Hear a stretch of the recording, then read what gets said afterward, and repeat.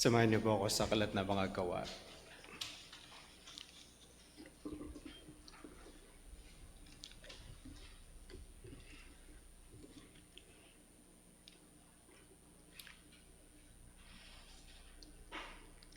Samahan niyo po ako sa Acts chapter 9.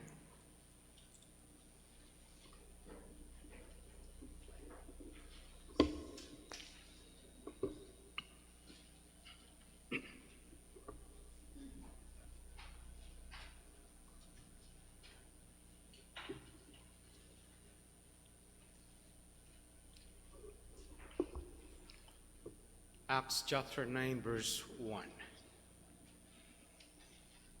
But Saul, still breathing threats and murder against the disciples of the Lord, went to the high priest and asked him for letters to the synagogues at Damascus, so that if he found any belonging to the way, men or women, he might bring them bound to Jerusalem.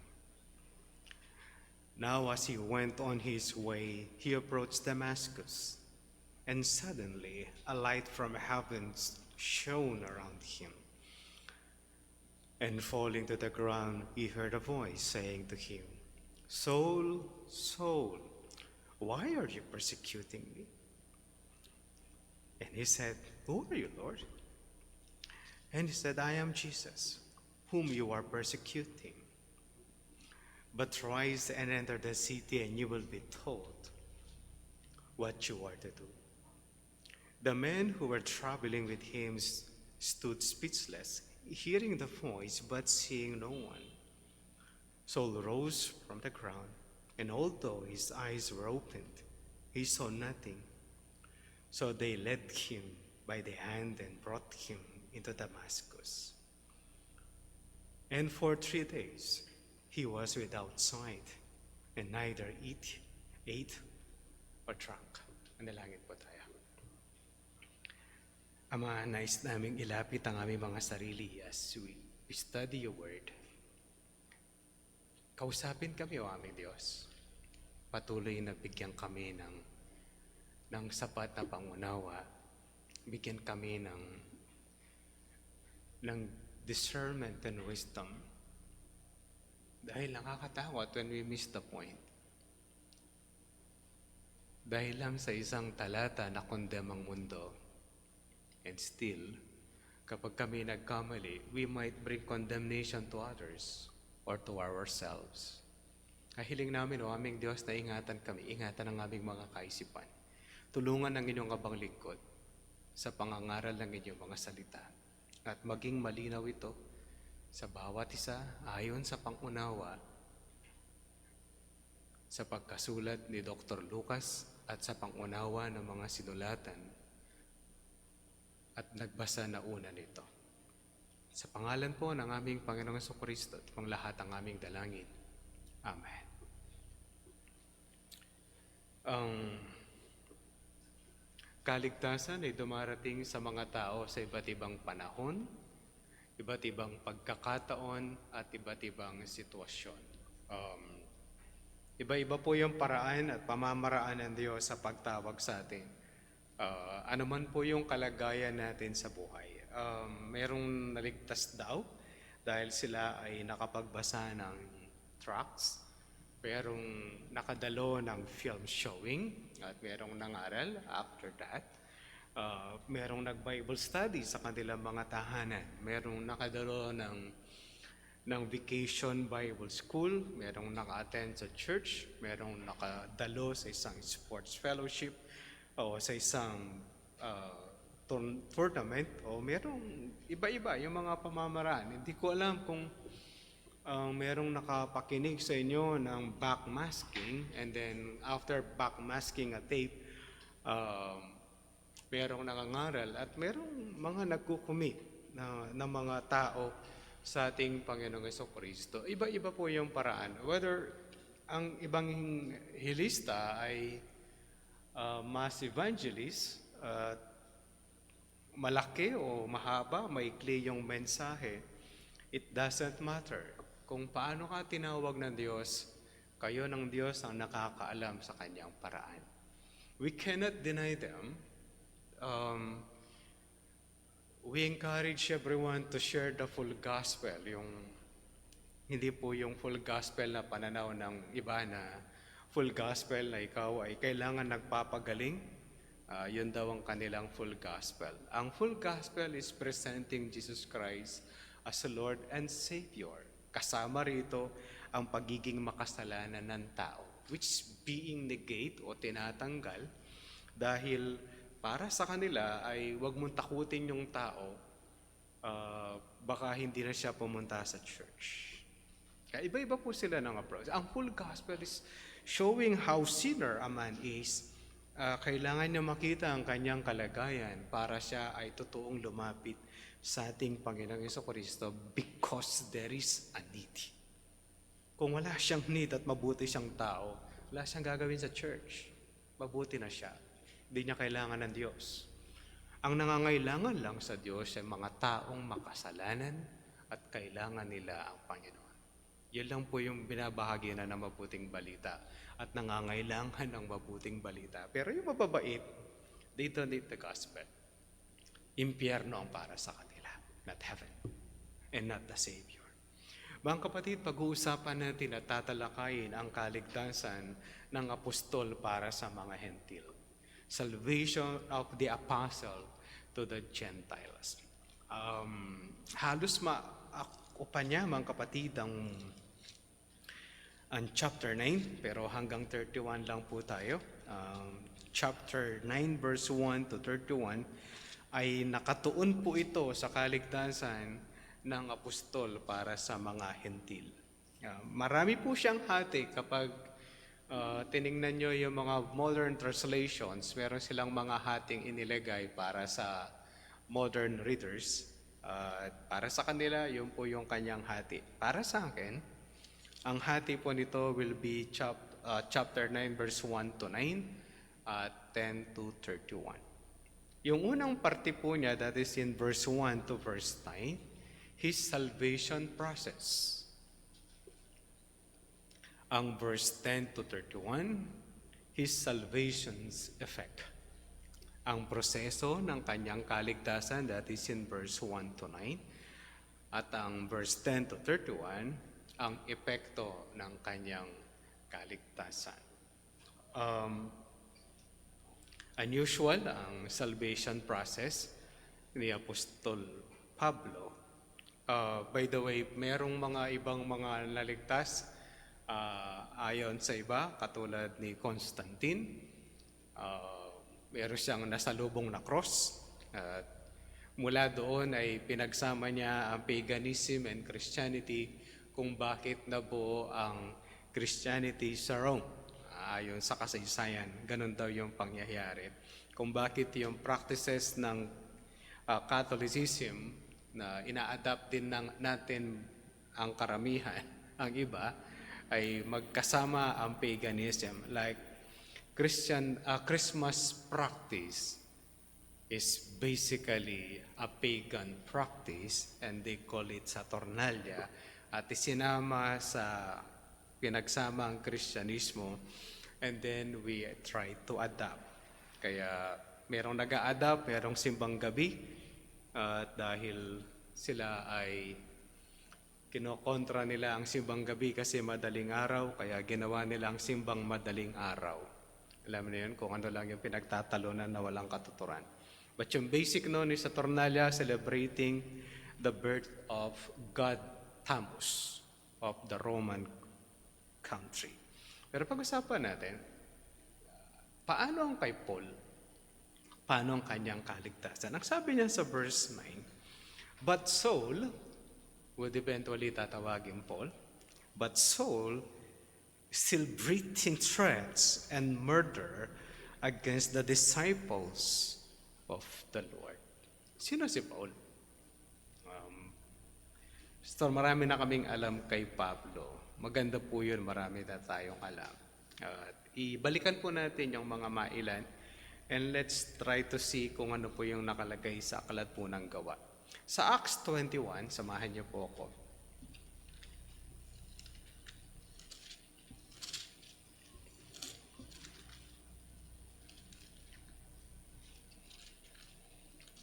Sa Acts chapter 21, verse 39, meron pong nabanggit patungkol kay Pablo.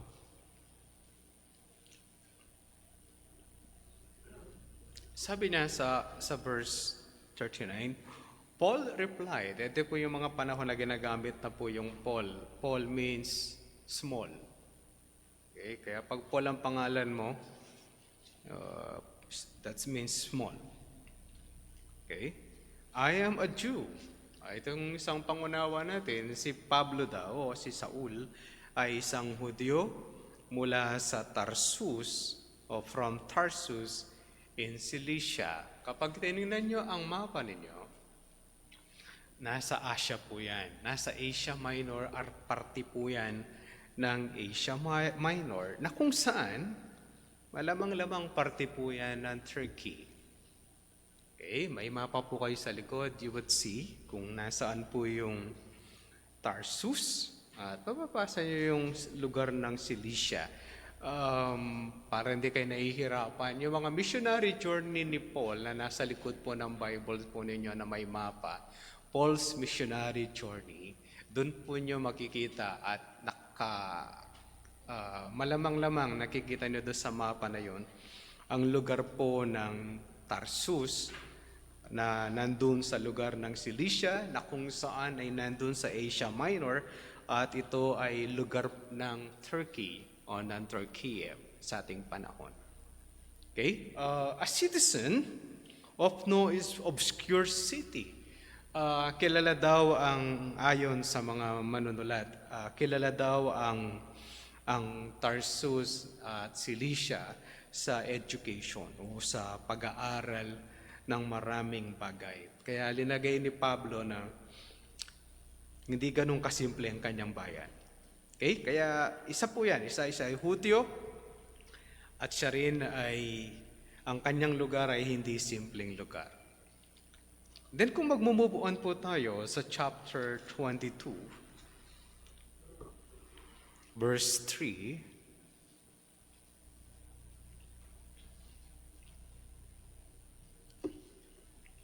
sabi po sa verse 3, I am a Jew born in Tarsus, in Cilicia,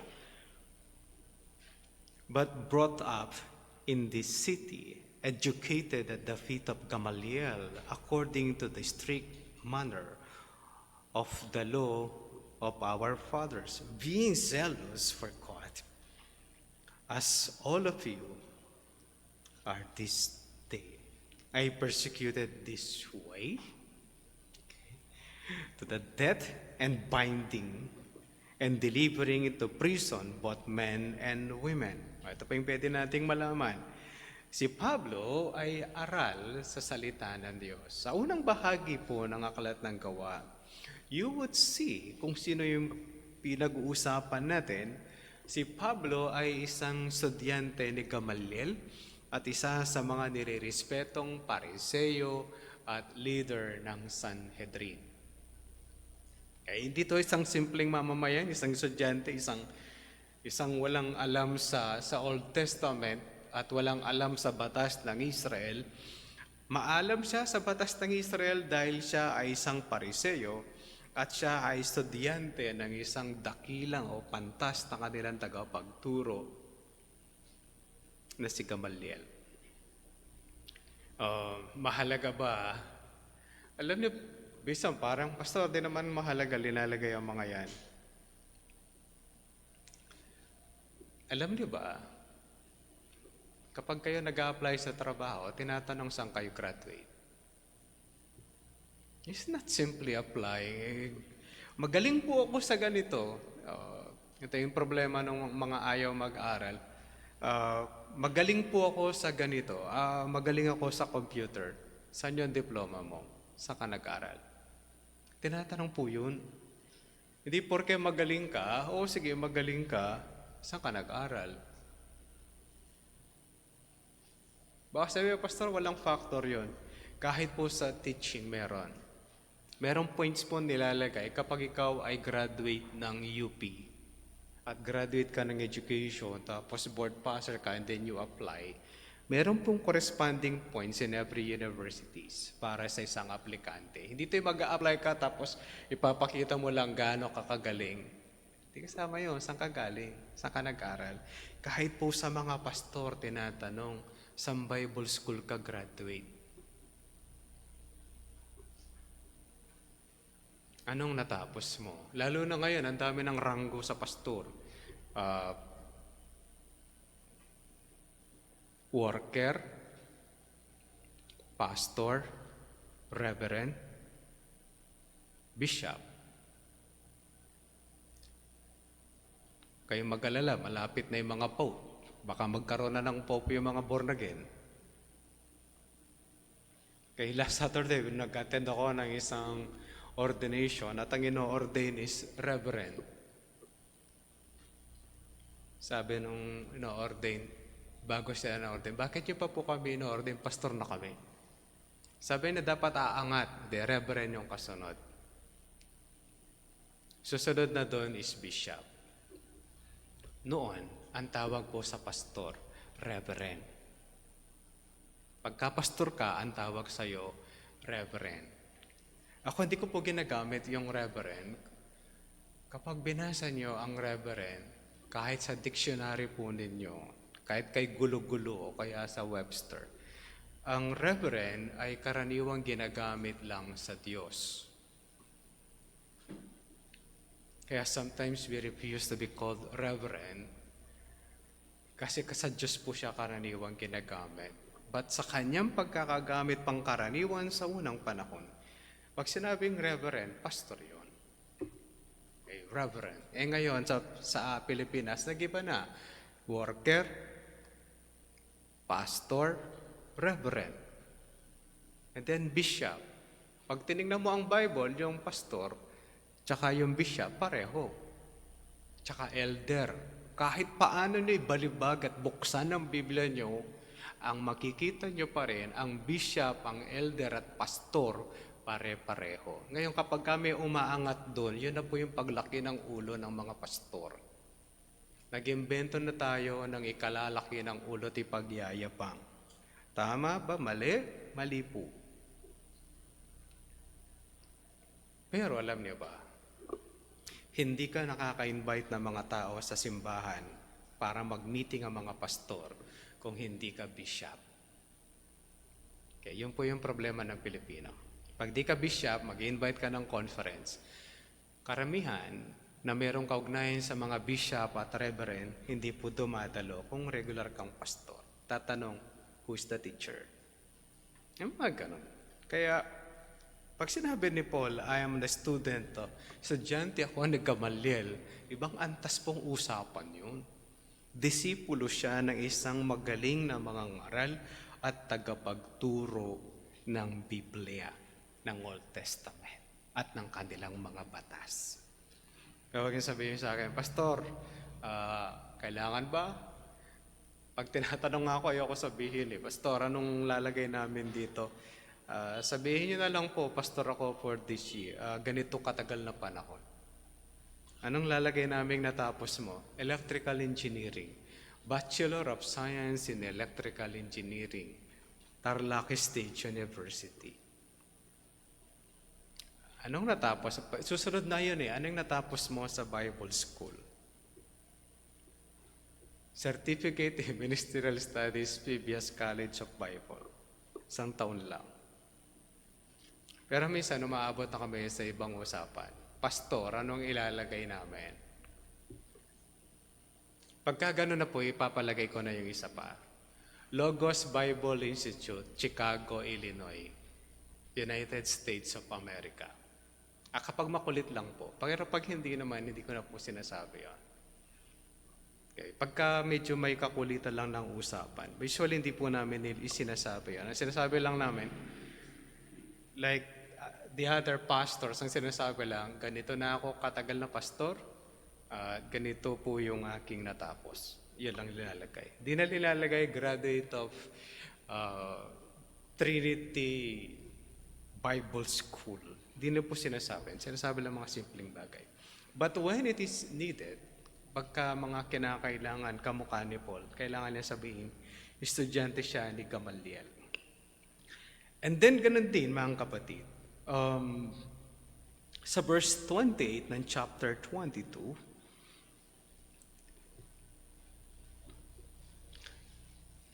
sabi po niya sa verse 28, the tribune answered. Ito yung kinakausap siya ng tribunal, I bought this citizenship for a large of sum. Yung pagka-Roman citizen niya ay binili niya ng mahal na bayad, sabi po ng tribune. Itong sagot ni Paul. Paul said, but I am a citizen by birth. Grabe, Ako ay Romano mula sa pagkapanganak. It is assumed. Ina-assume po na yung tatay ni Pablo o ni Saul ay isang Roman citizen at least. Okay, yun po yung kanilang assumption. Siya ba ay Greek? Hindi po siya masyadong malinaw kamukha kay Timothy. Pero isang malinaw, siya ay naipanganak na Roman citizen. Malamang-lamang, yung tatay niya ay Roman citizen din. Kaya, alam niyo ba na may factor yon? Minsan nakala natin, pastor, anong pakialam ng pagka-Roman citizen niya sa kanyang Christianity?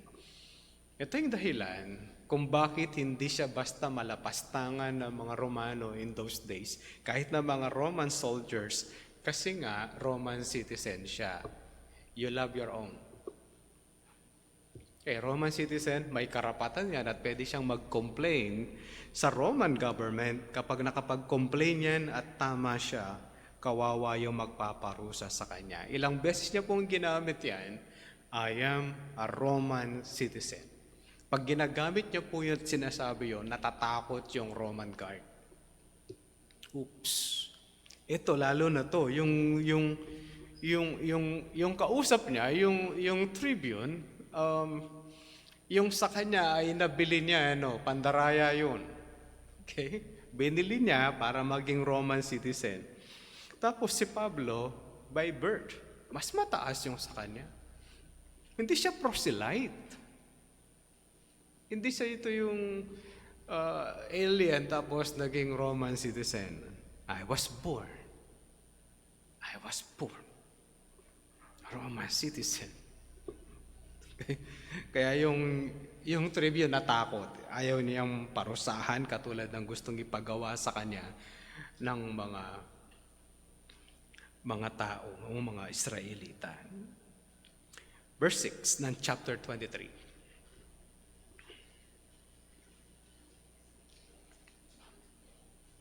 Sabi niya sa verse 6 ng chapter 23. Now when Paul perceived that one part were Sadducees and the other Pharisees, he cried out in the council, brothers, I'm a Pharisee, a son of Pharisees. It is with respect to the hope and the resurrection of the dead that I am on trial. Ang mga Sadduceo at ang mga Pariseo ay hindi agree sa resurrection. Ginamit ni Paul ang kanyang pagka-Pariseo dahil diyan nagulo yung dalawang grupo. Sabi niya, Pariseo ako. Siyempre, yung mga Pariseo, kakampi sa kapwa nila Pariseo, at dahil sila'y naniniwala sa resurrection at yung mga Sadduceo, hindi, and then magugulo sila. Okay? Kaya, ito po si Paul. Hindi ito isang ordinaryong mamamayan, pero ang tawag niya sa kanyang sarili ay isang makasalanan. Minsan pag pinag-uusapan po yung mga testimonies sa mga churches, tuwan-tuwa tayo. Habang nagsasalita po ako, balik na kayo doon sa chapter 9.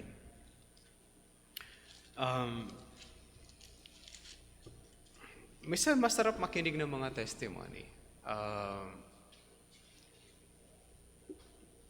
Kaya lang pag pinag-uusapan ng salita ng Diyos, pwede na silang isang tabi kapag salita ng Diyos ang pinag-uusapan.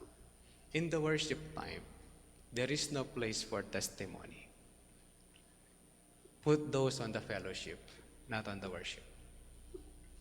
But, minsan masarap makinig.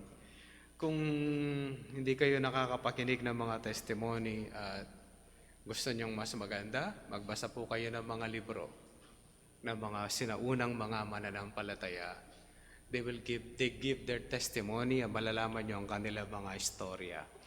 Katulad po nung writer ng Amazing Grace. Siya ay slave trader. Kumukuha siya ng mga Africans, tapos dadalhin niya sa Europe para maging alipin. Kaya yun po yung author nung kinakanta nating Amazing Grace. Kaya nakita niya gaano kasama ang kanyang pinaggagawa, kaya he wrote, naisulat niya ang Amazing Grace. Ito si Pablo.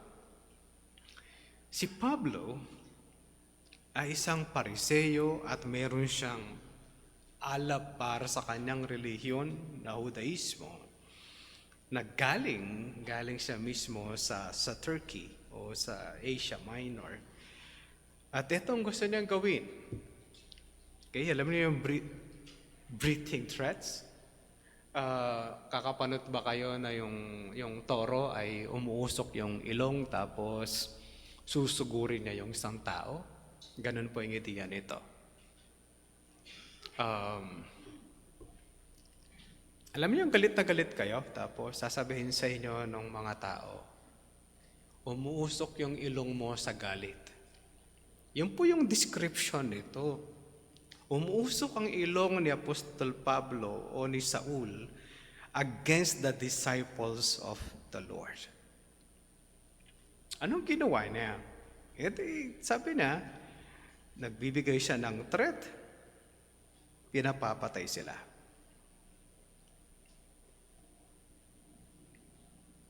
Kapag pinag-uusapan natin, sino yung pinakamasamang apostol bago na born again? Ito yon. Okay?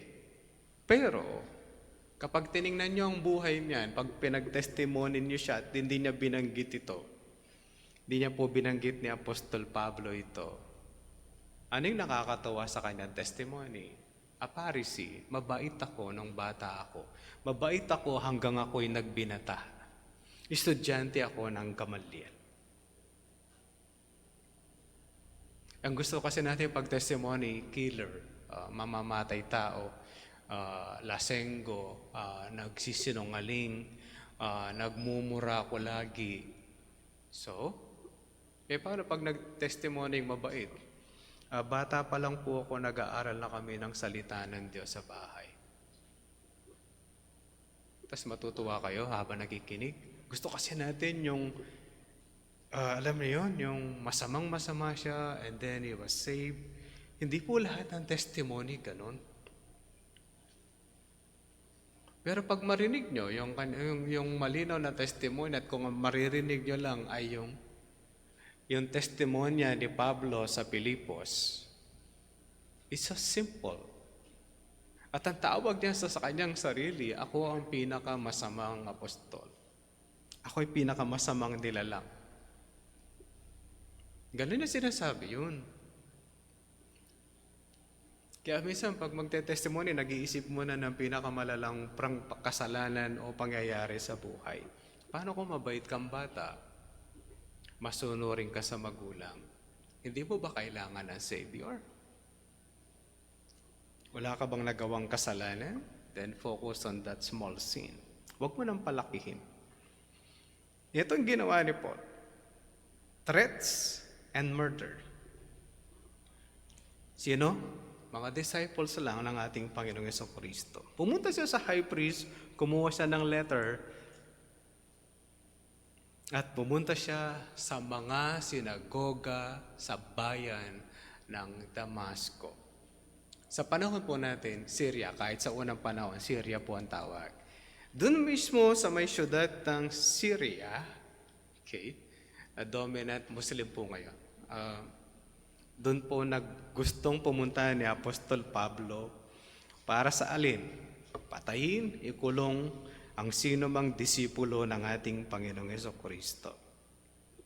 Kaya ang gamit niya, sabi niya, so that if he found any belonging to the way, pangkaraniwang pong ginagamit yan. It's the way. I am the way, the truth, and the life. The way to the Lord, the way to God, Kaya yun po yung ginagamit po nila.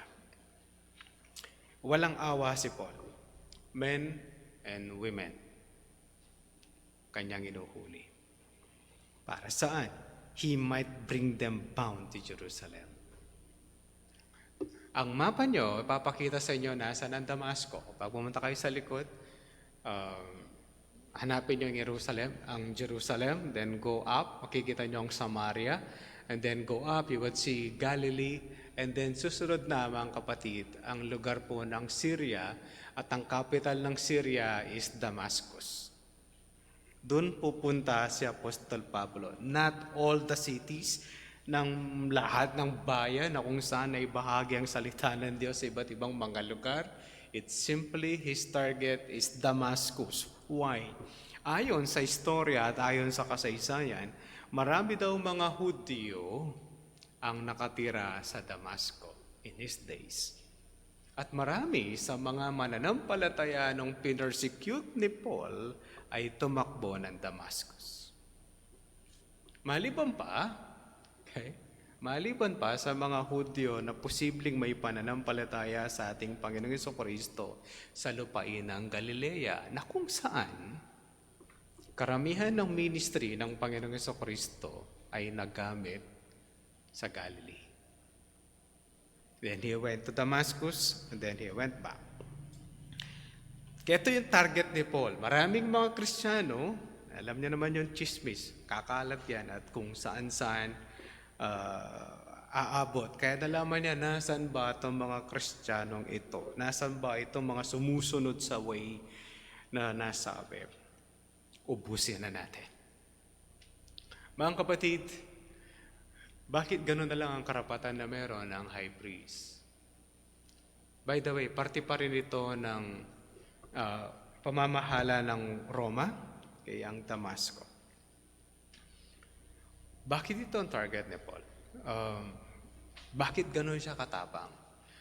First is, yung Damasco, marami daw mga Hudyo at baka marami mga Kristiyanong pumunta doon at magkalat ng lagim ng kaligtasan.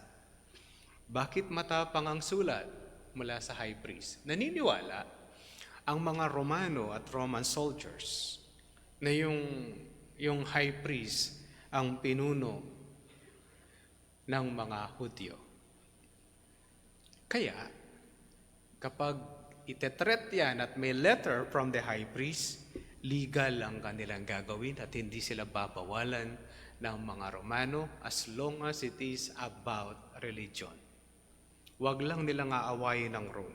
Pero ito, kamukha nito, letter from the high priest at ang susugurin ay mga Hudyo na may pananampalataya sa ating Panginoong Jesucristo. Wala pong problema ang mga Romano dyan. Huwag lang lalabanan ng Rome. Okay? Kaya ganun po katapang ito. Yung dala-dala niyang letter, iisa-isahin ko lahat ng sinagoga sa Damascus. Palagay niyo, why synagogue?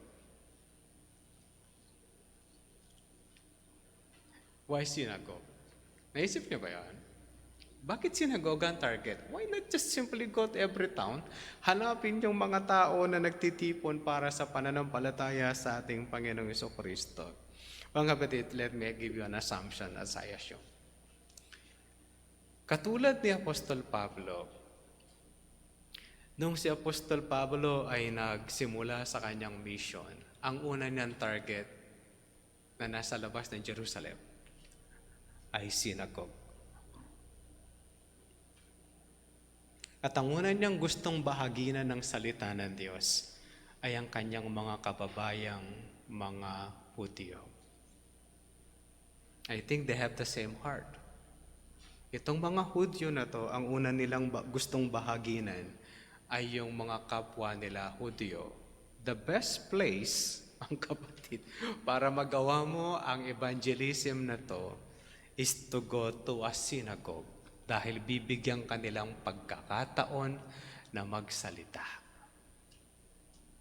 Kapag sinabi nila sa synagogue, sinong merong gustong sabihin, ang mga Kristiyano, aakyat, and then they'll speak.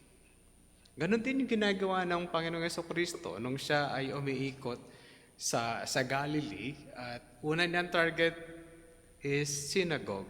Tapos tatanungin kung sino yung gustong magsalita. Magsasalita siya and then he will open the book.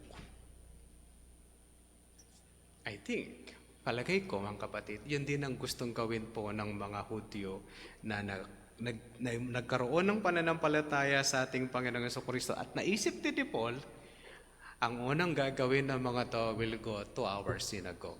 Kaya synagogue yung target. Kasi kung pupunta lang sa bahay-bahay ng Damasco, magkakaproblema sila doon. Eto, ina-assume niya yung mga born again o yung mga Kristiyano na mga Hudyo, malamang-lamang kamukha niya na meron silang parehong pananaw, ang first target ay Jew. Tumigil lang si Paul nung siya ay tetreat sa synagogue. Kaya sabi niya, papagpagang ko na kayo ng paa. Mga kapatid, wag niyo pong ginagawa yon. Si Pablo lang yon. May narinig akong pastor nung hindi pa po ko mananampalataya. Hindi ko makalimutan. Siya ay nagpipreach and then walang naniwala. Sabi niya, papagpagang ko na kayo ng paa. Alam niyo na, simple lang yon. Pero may kadugtong kasi siyang sinabi. Sabi ng pastor, para hindi ka na maligtas. Okay. Is it right? Hindi po tama yan. We should have the heart of Stephen. Panginoon, patawarin mo sila, hindi nila alam ang kanilang ginagawa. Huwag mong ipataw sa kanila ang kasalanan ito. Hindi yung papagpagang kita ng para hindi ka na maligtas. Wrong interpretation po kay Paul. Ang pagpagpag po ni Pablo, ibig sabihin tinatanggal na niya ang kanyang responsibilidad sa pangangaral sa mga Hudyo. Sabi niya, then I will go to the Gentiles. Hindi para hindi na maligtas yung tao. No, this is a wrong interpretation that brought condemnation doon sa mga nakikinig. Buti na born again ako. It's a wrong interpretation. Okay. Akala ko tama. Buti na naituwid po ako sa ganun. Kung di marami na ako napagpagan.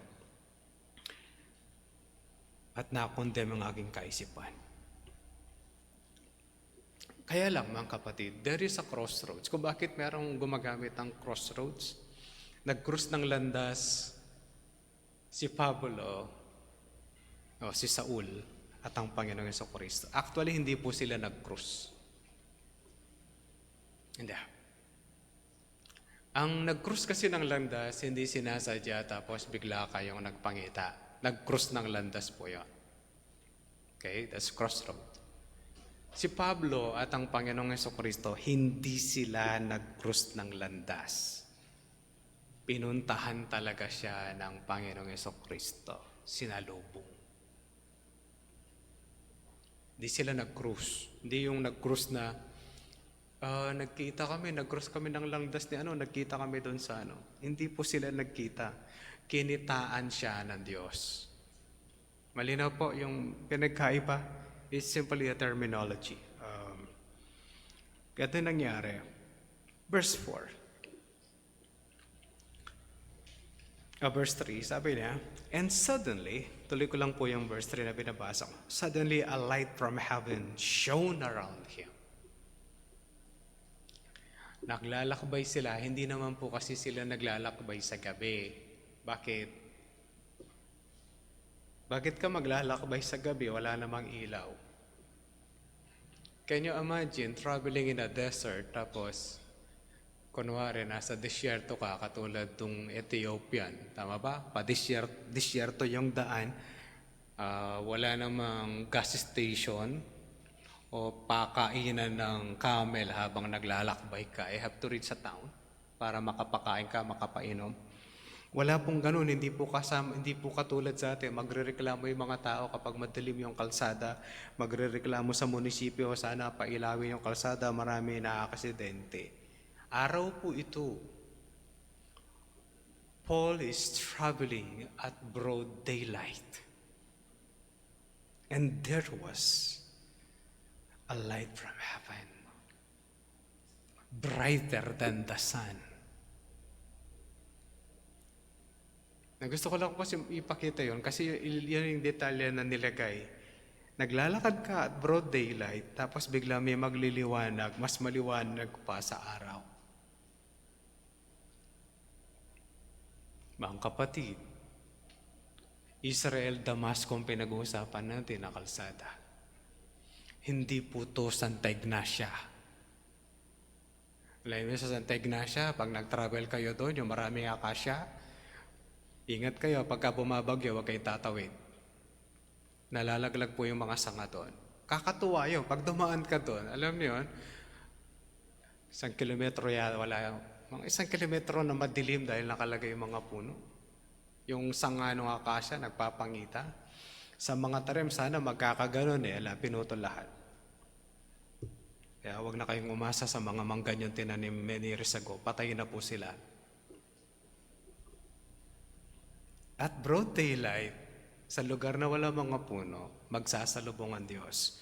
O sasalubungin ng Panginoon si Pablo with a very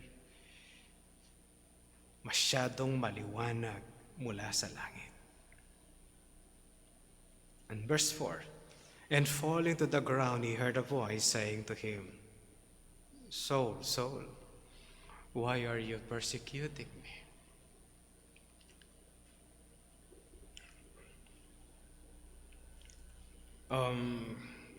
Can you see the conviction of sin?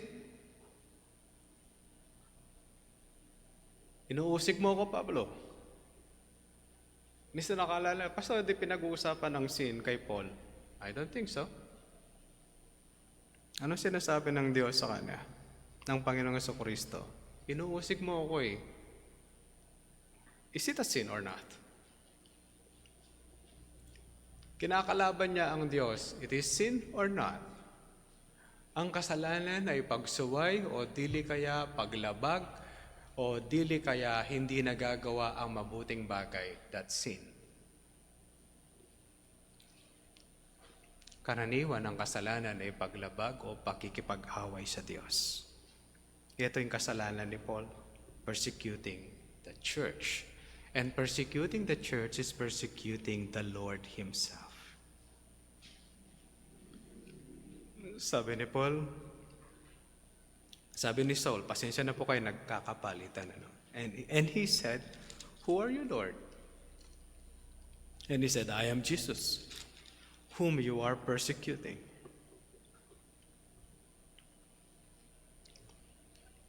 Mga kapatid, hindi po lahat ng panahon ganito. Ang karaniwan, God will send somebody sa tao. Karaniwan, mayroong ipadadala ang Diyos.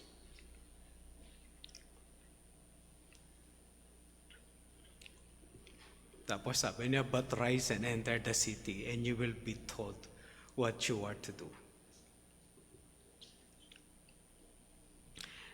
The men who were traveling with him stood speechless, hearing the voice, but seeing no one.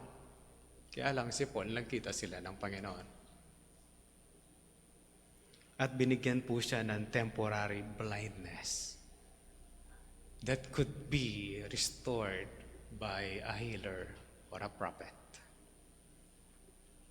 Hindi to temporary blindness, alam niyo yung nasubukan niyan tumingin sa araw na hindi kayo nakashade o kaya nakakita kayo nagwa-welding dahil gusto mong makita yung welding, ginagawa nung nagwa-welding. Kasi sabi, pagka titingin sa ilaw para hindi mangati ang iyong mga mata, ang nakakatipo ng mata doon sa pag-welding, hindi po yung ilaw, yung usok. No? Kaya lang, naturo sa atin, huwag kayong titingin sa welding at sasakit ang inyong mga mata. Pagkatapos mong tumingin doon sa nag-welding o kaya sa araw at broad daylight, tapos titingin ka sa ibang bagay, alam niyo masakit, di ka makakita. Kala nila ganon. Hindi po ganito. 3 days Hindi to temporary blindness lang na nailawan ka. Ito po yung sinosolve lagi sa computer. Kung gumamit po kayo ng lumang computer, merong maliit na screen na nakapatong sa harap ng computer nyo. Okay? Filter ang tawag. Dati yun ang filter. Ngayon ang filter, magpapalitan ka ng muka. Ang filter is, pinifilter nila yung glare. Yung biglang tingin mo titingin ka sa maliwanag, Lalagyan mo siyang parang konting shade dahil gusto nilang maiwasan yung glare, yung biglang liwanag sa dating po ng mata. Glare ang tawag doon. No? Yun po yung ginagamit sa engineering. Yun po yung iniiwasan. You protect the eyes from the glare. Kaya finifilter yung liwanag. Sandali lang yon. Kapag ikaw ay napatingin sa maliwanag, temporary lang, mahihirapan kang tumangin. Pero ito, 3 days. 3 days, hindi siya nakakakita. 3 days din siyang hindi makakain. Kung isipin ninyo, pastor, naliwanagan lang ng konti, di na siya makakita, tapos nakakakita din siya ulit. Mga kapatid, umuusok ang ilong niyan sa galit. Bakit siya magbubulag-bulagan? Alam mo yung galit na galit ka, konting hindi ka lang makakita for a short while, hindi mo nagagawin yung gusto mong gawin. Hindi siya ganoon, mga kapatid. Sabi pa nga ng iba, si Pablo ay nagkaroon ng epilepsy, kaya natumba. Mga kapatid, ang epilepsy, temporary, tapos babalik ka ulit. That time will come, susumpong ulit yung epilepsy. Mga kapatid, 3 days to hindi naman siya nagkikikisay. Sabi na tumba. Tapos ay nawakan, naglakad din naman siya. Kaya mga kapatid, kung titingnan natin ang buhay ni Apostol Pablo, kapag tinignan niyo ang kanyang background without attacking Christians, Paul is a good man para sa mga Pariseo. Zealous sa kanyang pananampalataya at nag-aalab ang kanyang puso sa kanyang faith. Kung pinag-uusapan natin yung pagka-religyoso nito, ay sarado, kandado, ewan ko ba, ano pang padlock ang ilinagay sa kanyang relihiyon. Pero, para sa kanya, lahat yon ay basura, ayon sa aklat ng Pilipos. Si Pablo, ayon sa kwento ni Dr. Lucas, ay isang masamang tao dahil siya yung pasimuno sa pagpatay kay Stephen. Walang kasalanan si Stephen. Sa panahon natin, pwede itong magkaso ng human rights. Pwede silang mag-complain. Wala silang makitang kasalanan. Si Saul, na disipulo ni Gamaliel, should know the law. Alam niya na hindi dapat papatayin si Stephen. Pero pumayag siyang patayin dahil against siya sa kanyang religion. Ganun kasama si Paul. Pero bago ko po ituloy, buksan niyo muna mga Bibles niyo sa aklat po ng Pilipos, chapter 3.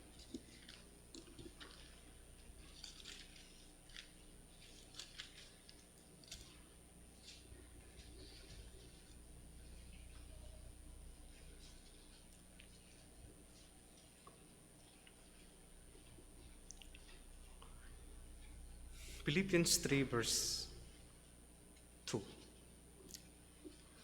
Look out for the dogs.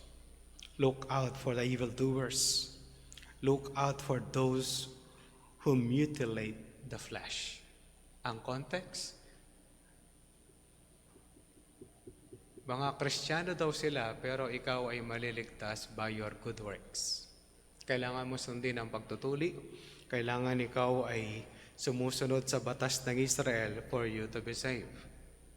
Ito po yung kalaban ni Paul sa Pilipos. For we are the circumcision who worship God by the Spirit of God, and glory in Christ Jesus, and put no confidence in the flesh. Verse 4. Though I myself have reason for confidence in the flesh also.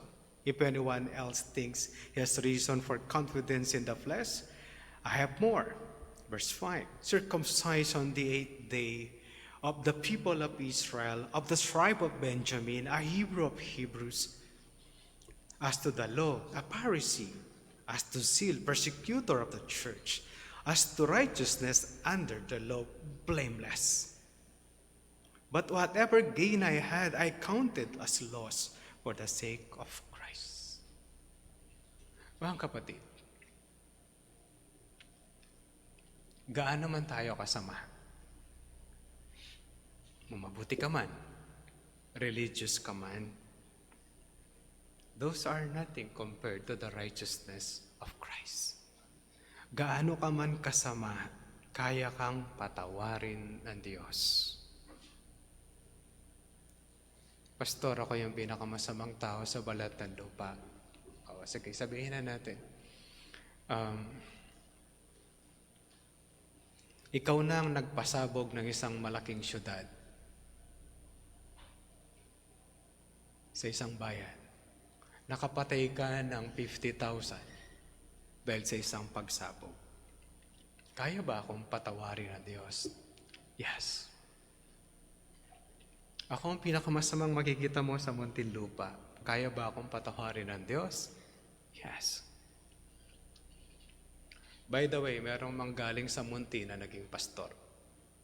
Muntinlupa na bilangguan. Okay, merong sa kanila merong mailan na naging nagpapastor na ngayon. Yung isa ay busy sa maraming imbitasyon dahil pinapagsalita at pinapag-testify. Okay, naging estudyante po nung kakilala namin. Pastor na ngayon. Okay, may Bible school sila by the way, may Bible school sa Muntinlupa. Okay? Doon sa medium size, hindi po doon sa mas malaki. Doon sa medium size. May Bible school. Sabi nung kakilala namin, 3 daw na Bible school sa Muntinlupa. Sa bilangguan mismo. May kakilala sila 3 na pastor na po ngayon. Gaano bang kalaki yung kasalanan natin? Lapastangan kayo sa magulang? Hindi kayo sumusunod sa batas ng gobyerno? Tamad kayong nag-aaral? Kaya kayong patawarin ng Diyos. Gaano bang kalaki to? Pastor, wala akong nagawang mabuti. Hindi ko kamukha si Paul. In the law, he's blameless. Sa kanyang religion, he's a Pharisee. Wala tayong ipagmamalagay. Kaya po si Pablo, sabi niya, I count them loss. Dahil wala silang halaga. Dahil ang kailangan natin, yung tao na namatay doon sa krus ng Kalbaryo, na napacify niya ang galit ng Diyos, nabayaran ang ating kasalanan, na tinanggap ng Diyos. Kaya pagharap natin sa Diyos sa langit, it's not about you. It is about Jesus Christ who paid for your sins. Kaya tuwing haharap ka doon, si Kristo ang umaharap sa iyo pagdating ng Judgment Day. Bayad yan sa akin. Binayaran ko yan sa krus. Yun, kung mananampalataya ka, Jesus Christ as your payment para sa iyong kasalanan. Pero pag hindi, magmamalaki ka, basta mabait ako eh. Itong sigurado, kung sasabihin mo mabait ka, wala ka bang nagawang kasalanan? Mayroon. Galit ang Diyos sa iyo. Yung mabuti mong gawa, maruming basahan lang ang tingin ng Diyos. Kasing dumi ng pasador na ginamit ng isang babae. Kaya mga kapatid, kung ikaw ay nailigtas na ng Diyos, should you not glorify Christ and worship Him even more? Wala kang kwentang nilalang. Wala kang kwentang tao na dapat nagbibigay ka ng luwalhati sa Diyos. Ngayon, sarili mo lang ang gusto mong parangalan. Kahit sa pagsamba ng mga Kristiyano, minsan tao ang pinaparangalan. Hindi ba dapat kung ikaw ay niligtasan ng Diyos, the more you give a glorious praise to the Lord? Di ba dapat kayo nagbibigay ng masayang pagsamba sa Diyos because you have been born again and saved by faith through grace sa magitan ng pagbabayad ng ating Panginoong Jesucristo sa iyong mga kasalanan? Sa mga hindi pa mananampalataya, kailan?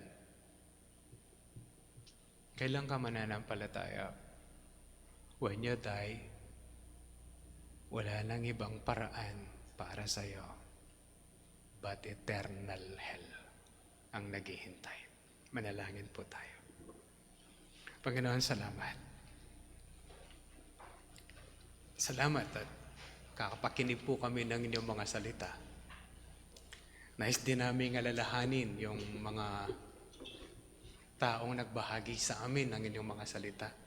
Pinadala nyo para kami makausap, para papangaralan ng inyong mga salita, para encourage na lumapit sa aming Panginoong Jesucristo.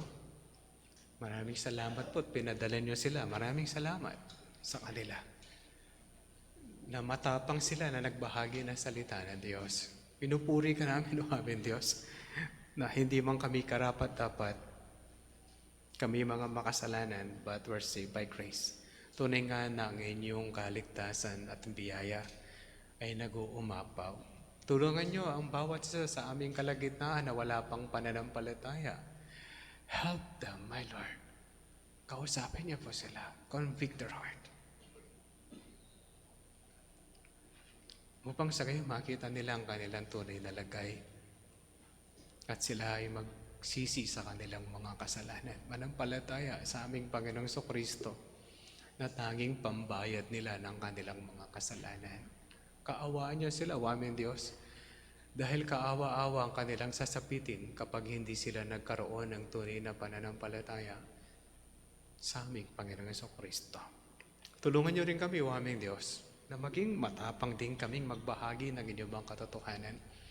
Dahil ito lang ang tanging pag-asa ng mga tao na sila ay magkaroon din ng kaligtasan. Nawa mahabag po kayo at bigyan kami ng mga bukas na pintuan ng inyong mabuting balita ay aming pong may pahayag at may bahagi sa iba. Sa pangalan po ng aming Panginoong Jesucristo, ito pong lahat ang aming dalangin. Amen.